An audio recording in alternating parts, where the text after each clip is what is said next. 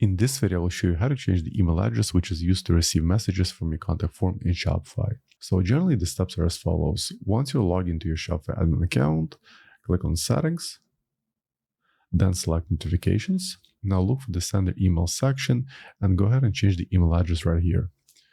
I'm going to use my other email address. Let's change it to nick@ecommercetv.ca. Now let's save changes. So the email was updated, but it's still unverified. So let me go ahead and log into my email account, and there should be a verification email right here. Let's open it.